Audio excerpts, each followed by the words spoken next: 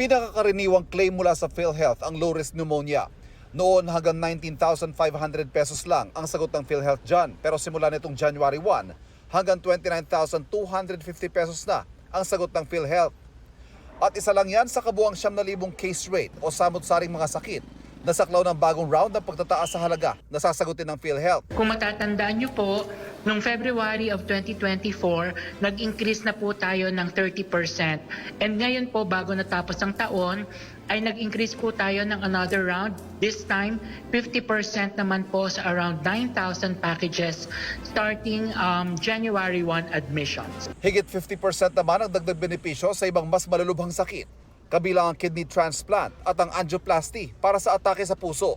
Nung pong ating kidney transplantation package na dati po ay 600,000, ngayon po ay aabot siya ng 800 to 2 million benefits package po. Yung tinatawag na angioplasty na around 30,000 benefit pesos ang ating package, ngayon po ay aabot na siya sa 530,000 pesos.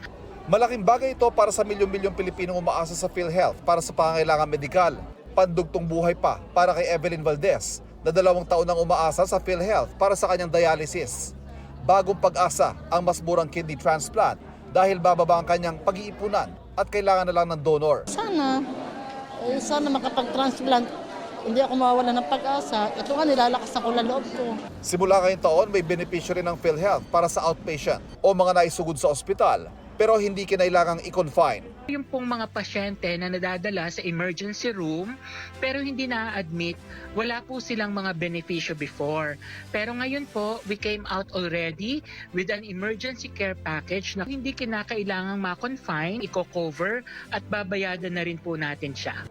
Ito ang unang balita. Ivan Merina para sa GMA Integrated News. Kapuso, huwag magpapahuli sa latest news and updates. Mag-iuna ka sa balita at mag-subscribe sa YouTube channel ng GMA Integrated News.